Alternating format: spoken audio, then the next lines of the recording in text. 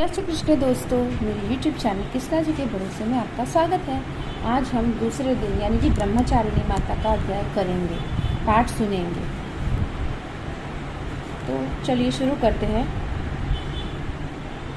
दधाना करपद माँ भ्याम क्षमाला कमंडलम देवी प्रसिद्धतु यही ब्रह्मचारिणी अंतु माँ दुर्गा की 9 शक्तियों में दूसरा स्वरूप ब्रह्माणी माता का है। यह ब्रह्म शब्द का अर्थ तपस्या है।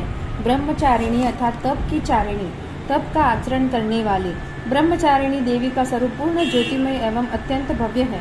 इसके दाहिने हाथ में जप की माला एवं बाएं हाथ में कमंडल रहता है। शंकर जी को पति रूप में प्राप्त करने के लिए की गई तपस्या के कारण इन्हें ब्रह्मचारिणी माता के नाम से पुकारा गया है। माँ दुर्गा का यह दूसरा स्वरूप भक्त को सिद्धों को अनंत फल प्रदान करने वाला है। इनकी उपासना से मनुष्य में तप, त्याग, वैराग्य, सदाचार, संयम की वृद्धि होती है। दुर्गा पूजा के दूसरे दिन इन्हीं की उपासना की जाती है। इन दिन साधक का मन स्वाधि प्रस्थान चक्र में स्थित होता है। इस चक्र में अव्यवस्थित मन वाला योगी उनकी कृपा और भक्ति प्राप्त करता है। महर्षि मार्कंडेय जी बोले, भगवान सूर्य के पुत्र स्वर्णी की उत्पत्ति की कथा को मैं विस्तार से कहता हूँ, आप ध्यान से सुनिए। सूर्य की स्त्री छाया से उत्पन्न स्वर्णीय जगत जननी महामाया की कृपा से जैसे मनवंतर के अधिपति बने, वह विशिष्ट कथा सुनिए।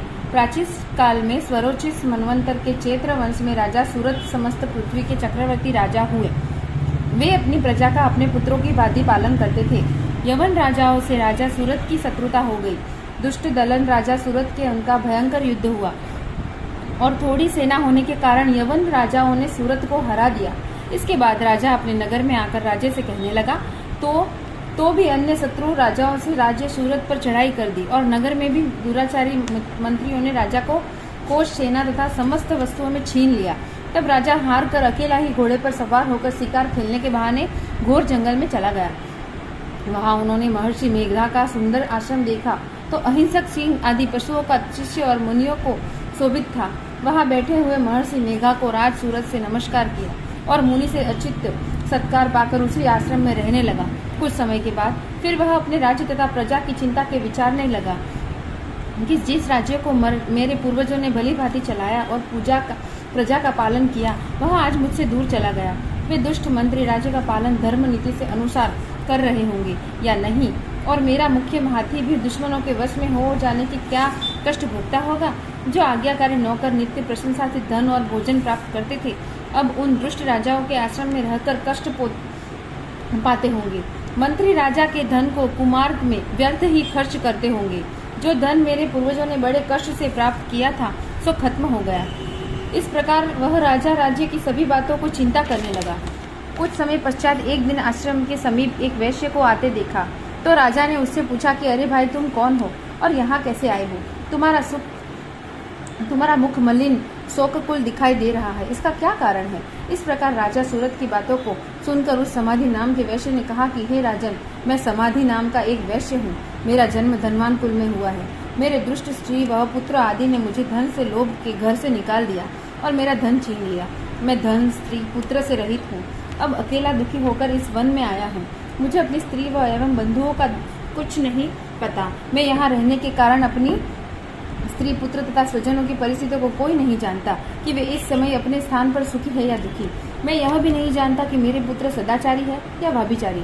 राजा बोला, जिन स्त्री पुत्रों ने तेरी धन संपत्ति को छीन लिया, फिर उन्हीं के स्नेह में तेरा मन क्यों जाता है? वैश्य बोला, आपका कहना ठीक है, किंतु मैं क्या करूं? चित्त में कठोरता उत्पन्न नहीं होती। जिन पुत्रादि ने धन के लोभ में आकर मुझे घर से निकाल दिया, मेरा मन फिर भी उन्हीं की आसक्त में होता है। मैं क्या करूं? इन स्वजनों के निर्मोही होने पर भी मेरा मन उसके प्रति प्रेम है।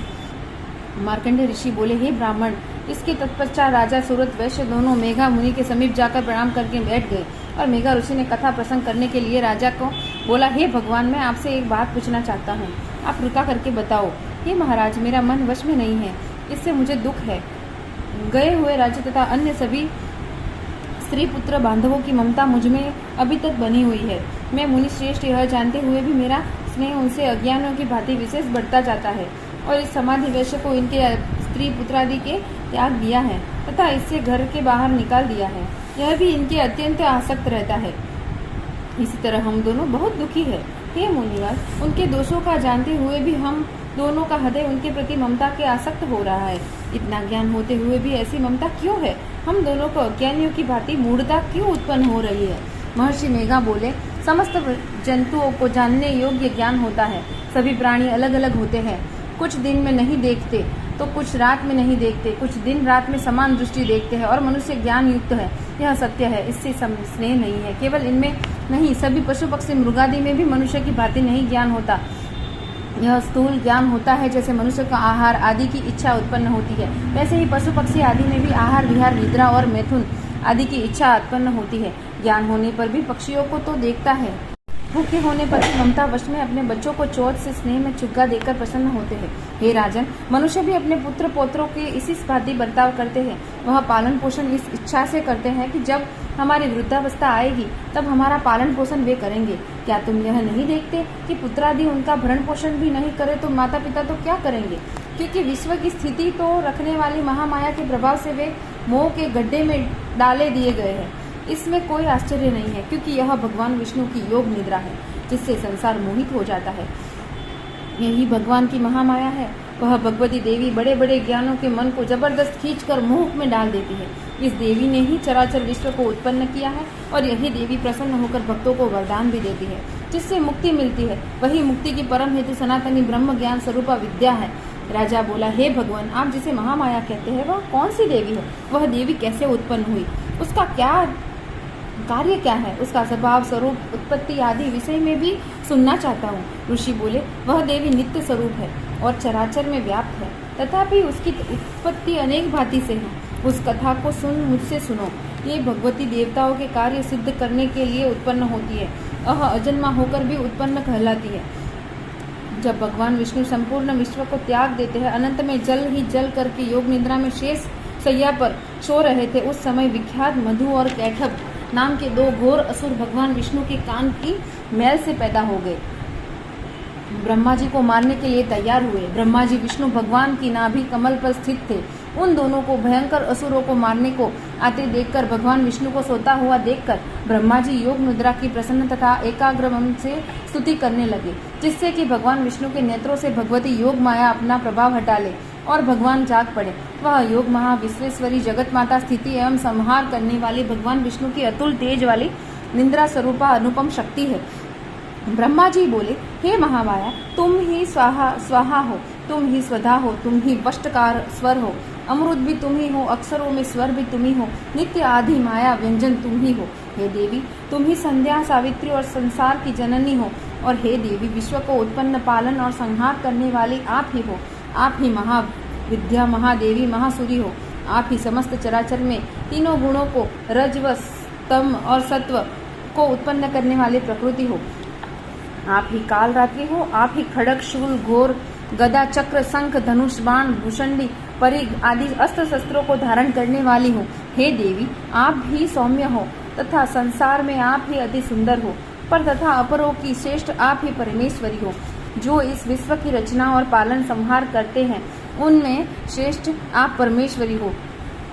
भगवान विष्णु को आपने अपनी निंद्रा के वश में कर लिया है। फिर भला बताइए कि कौन आपकी प्रार्थना करने में समर्थ है, जबकि आपने भगवान विष्णु को ईशान शंकर तथा मुझ में यह शरीर ग्रहण कर लिया है। आप तो अपने प्रभाव से स्वयं प्रकाशित हो। हे देवी, मधु और कैटब नाम के इन महादुष्टों को आप मोह लीजिए और विश्वपति भगवान विष्णु को जगाइए।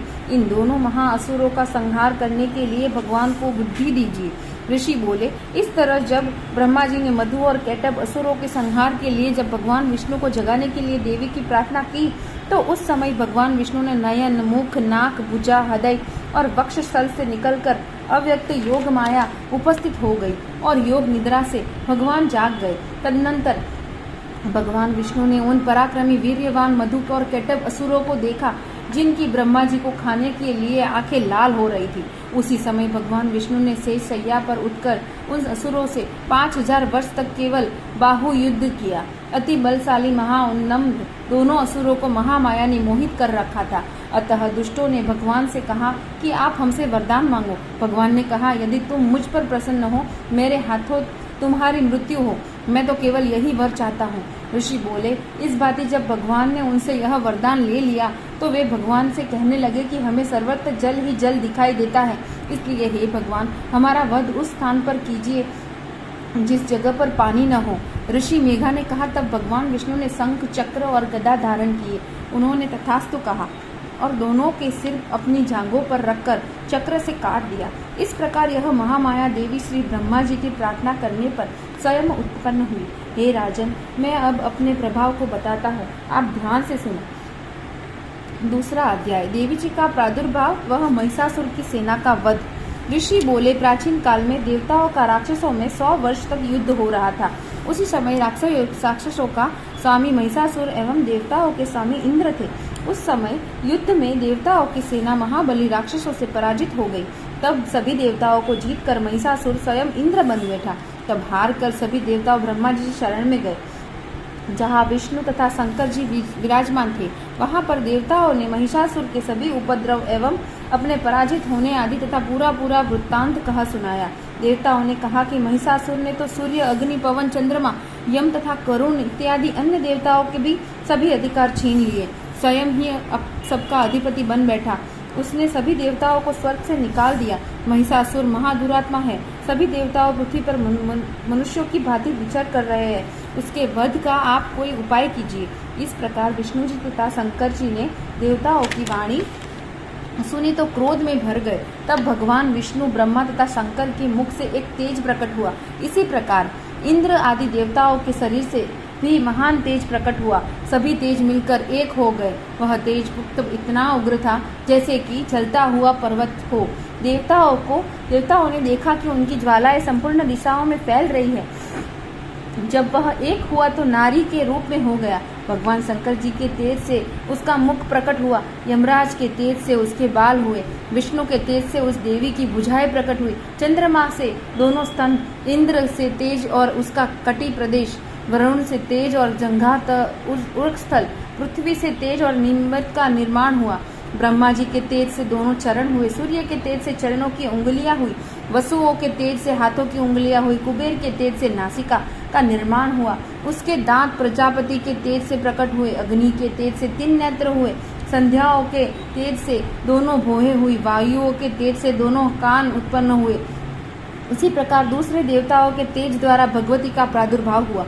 इस प्रकार सभी देवताओं के तेज पुंज से प्रकट हुई देवी जी को देखकर महिषासुर ने पीड़ित समस्त देवताओं का प्रसन्न हुए। भगवान शिव ने देवी को अपने त्रिशूलों में से एक त्रिशूल निकाल कर दे दिया। श्री विष्णु जी ने अपना सुदर्शन चक्र प्रकट करके दिया। वरुण ने शंख तथा अग्नि ने उसे शक्ति दी। पवन ने उन्हें धनुष दिया और बाणों ने उसे भरपूर 2 तरकस दे दिए। देवराज इंद्र ने अपने वज्र से वज्र पैदा करके उन्हें फिर सहस्त्र नेत्र इंद्र से ऐरावत हाथी से घंटा दिया। यमराज ने काल दंड से दंड प्रदान किया और सागरपति ने रुद्राक्ष माला अर्पित की। ब्रह्मा ने कमंडल भेंट दिया। सूर्य ने देवी के भी रोप कुमों में अपनी किरणें प्रदान की। काल ने तलवार और उत्तम ढाल प्रदान दी। क्षीर सागर ने हार दिया तथा कभी न जीर्ण होने वाले 2 वस्त्र भेंट दिए। इस प्रकार चूड़ामणि, दिव्य कुंडल तथा 2 कड़े भी भेंट किए तथा चमकता हुआ अर्धचंद्र तथा सभी भुजाओं के लिए बाजूबंद, चरणों के लिए नुपुर और गले के लिए सर्वोत्तम कंठूला भेंट किया। इस प्रकार सभी उंगलियों के लिए जड़ित मुद्रिकाएं प्रदान की। विश्वकर्मा ने उन्हें परशु और अनेक रूपों वाले अस्त्र, अभेद कवच, मस्तक तथा गले में धारण करने के लिए कभी न मुरझाने वाले फूलों की माला दी। जलधि ने उसे बहुत सुंदर कमल दिया। हिमालय ने वाहन के लिए सिंह एवं भी अनेक प्रकार के रत्न भेंट किए। कुबेर ने सूरा से भरपूर पात्र दिया। सभी नागों के स्वामी ने एवं पृथ्वी की धारण करने वाले शेष जी ने महामणियों से सुशोभित नागहार दिया। इसी प्रकार सारे देवताओं ने भी भूषण और एवं आयु के द्वारा देवी जी का सत्कार किया। उसके बाद भगवती ने अट्टहास करके ऊंचे स्वर में गर्जना की। उनकी भयानक नाद से सारा आकाश भर गया। तब देवगण प्रसन्न होकर उस सिंहवासिनी देवी की जय जयकार करने लगे। मुनियों ने भक्ति भाव से नम्र होकर देवी जी की स्तुति की। इधर देवताओं के शत्रुओं ने सारी त्रिलोकी को शोभग्रस्त देख दिया। तब वे अपनी सारी सेनाओं को कवच आदि से तैयार कराकर अस्त्र शस्त्र लेकर झट उठ खड़े हो गए। महिषासुर क्रोध में आकर बोला, यह क्या हो रहा है? इतना कहकर भी सभी राक्षसों ने साथ घिसकर सिंहनाद की ओर भागा। वहां जाकर उसे तीनों लोगों को अपने तेज में प्रकाशित करती हुई देवी को देखा। उस देवी के चरणों से भार से पृथ्वी दबी जा रही थी, माथे से मुकुट से आकाश पर रेखाएं पड़ी जा रही थी। उसके धनुष की टंकार से सातों पाताल शोभाग्रस्त हो रहे थे। हजारों भुजाओं से भी सभी दिशाओं को ढककर देवी खड़ी हुई थी। देवी के साथ उन राक्षसों का युद्ध आरंभ हो गया। अनेक प्रकार के अस्त्र शस्त्रों से संहार दसों दिशाएं भर गई। महिषासुर का सेनापति उस समय चिक्षुर नामक एक महान राक्षस था। देवी जी के साथ उसी का युद्ध होने लगा। इसी प्रकार अन्य राक्षसों को तथा चतुरंगिनी सेना के साथ लेकर चामर भी युद्ध करने लगा। 60,000 रथियों को लेकर उग्रग मैदानत्य महादैत्य भी युद्ध में प्रवृत्त हो गया। महाहनु राक्षस 5 करोड़ रथियों के साथ युद्ध में आ गया।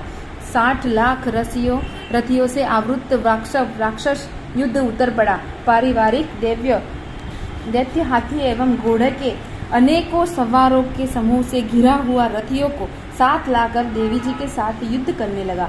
उस रणांगन में स्वयं महिषासुर भी रथों, हाथियों एवं अश्वों की सेनाओं से घिरा खड़ा था।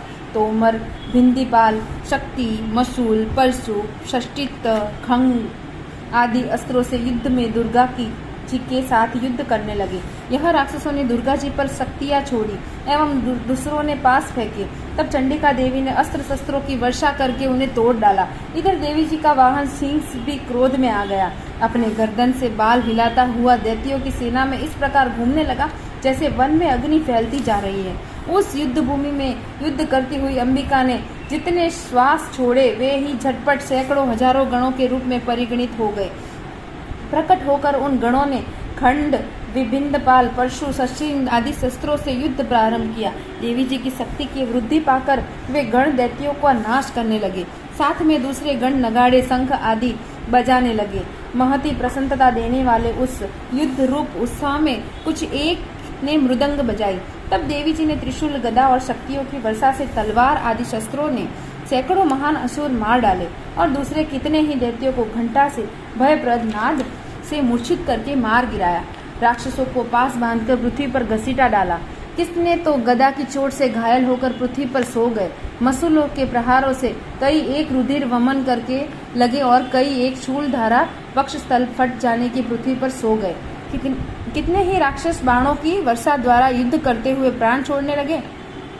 कितने ही राक्षसों की भुजाएं कट गई, कितनों की ग्रीवाएं छिन्न छिन्न हो गई। कई दैत्यों के सिर कट गए, कुछ मध्य विभिन्न हो गए, कुछ राक्षसों की जटाएं कट गई, पृथ्वी पर गिर गए और कुछ एक राक्षसी तो एक भुजा, एक आंख